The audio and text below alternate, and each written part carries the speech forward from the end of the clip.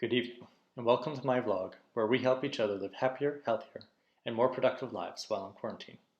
Today's video takes us on a bike ride to some of Vienna's Art Nouveau and modern architectural building masterpieces. While Vienna is well known for its Baroque style, of which it has thousands of examples, I'd rather show off a few more modern buildings, mostly of the Art Nouveau style. This tour could be replicated either by foot or bicycle for anyone visiting this magnificent city. Luckily, at this time, without hundreds of other tourists visiting, I was able to maintain my physical distance while out on a ride with my dog Romeo and my girlfriend Rachel to see some of Vienna's interesting landmarks. The first stop is the famous Hundertwasserhaus. Sitting in juxtaposition to the orderly nature of the surrounding buildings, the colorful and surrealist apartment building was created in 1985 by avant-garde artist Friedensreich Hundertwasser, whose work is compared to Spain's Gaudi. He embellished his interesting creation with a frenzy of haphazard windows, shiny ceramic pillars, glass tiles, a gilded onion dome, and a piece of the pre-1983 building. If you look up, you'll notice how he interspersed the building with greenery, which continues in the downstairs cafe if you have the chance for a wiener melange or other coffee delight. Across the street is the Hundertwasser Village, which one can visit to learn more about this artist and his other works, including the Spittelau waste management plant in another area of Vienna.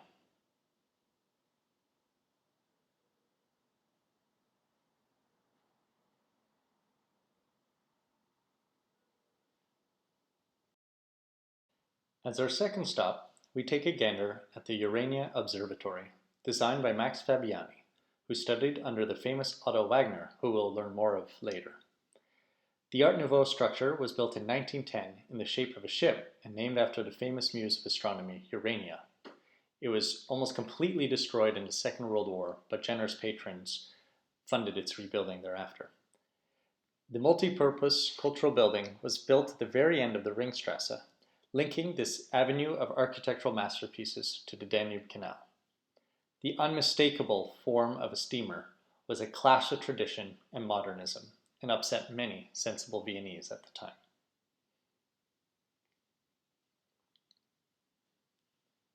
The next stop is one of my favorite buildings in Vienna, and just 2 minutes walk from the last. The Postsparkasse, or Austrian Postal Savings Bank, was built by legendary architect and designer Otto Wagner in 1903. It was a harbinger of the later Art Deco style. This was one of the first buildings in Vienna to be built with a steel skeleton, which was then reinforced with concrete. This is the primary method for large buildings for almost a century now since this time. I'm looking forward to visiting the museum inside the Postsparkasse, dedicated to Otto Wagner when we were out of quarantine. This building stood out, then even more with the surrounding buildings, especially the pompous ministry building at the other end of the park.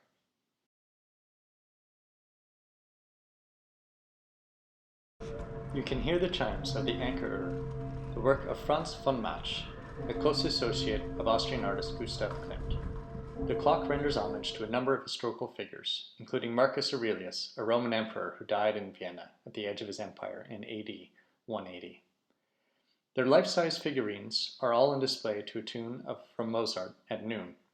The clock is named after the Anker Insurance Company, whose symbol still lies above the entrance to the insurance building on the left. My least favorite on this tour, the Haas-Haus, is directly opposite the center of Vienna, the Gothic Stephansdom, or St. Stephen's Cathedral. The building's saving grace is the reflection of this beautiful cathedral and other interesting buildings in its mirrored windows. The building was designed by the postmodernist architect Hans Hollein and built in 1990 from glass, steel, and blue-green marble that curves asymmetrically at the end of the Graben, Vienna's main shopping street.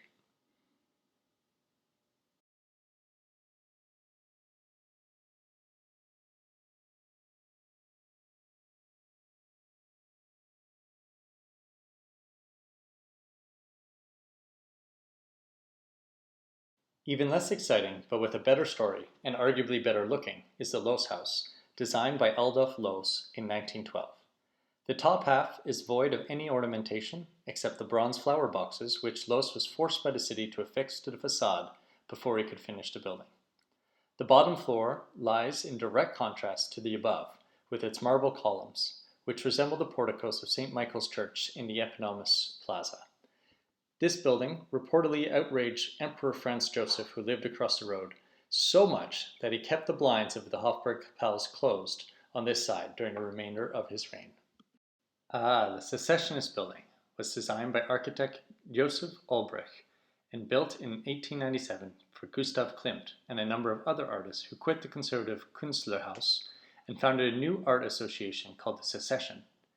The interior hall is adorned with the Beethoven frieze painted by Klimt in 1902 as a commentary on the composer's Symphony No. 9.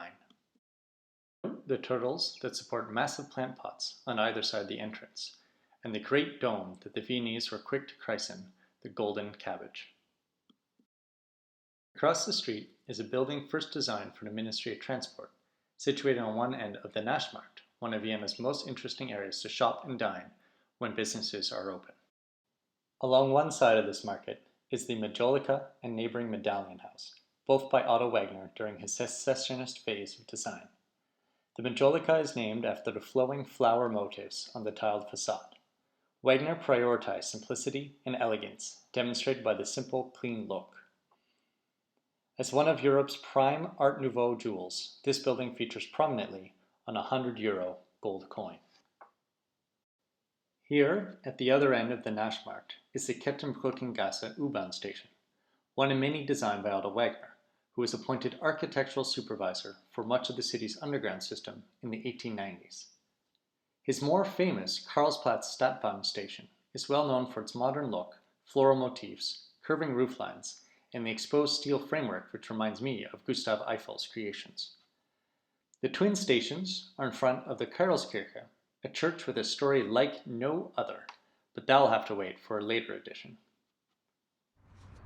Finally, we have the Vienna Concerthaus, home to the Vienna Symphony and built in the late Secessionist style in 1913 by the great Austrian theater building duo Fellner and Helmer. The inside of here is more spectacular than the outside and boasts an illuminated wrought iron and glass canopy, which connects to the 3 concert halls, the Academy Theater, and a studio theater. That concludes this tour of Art Nouveau Vienna by bicycle and on foot.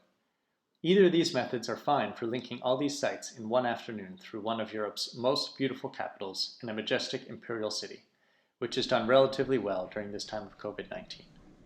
Thank you for joining me on this installment of my vlog, where we talk about how we can be happier, healthier, and more productive during this time of quarantine. Thank you, and have a good day.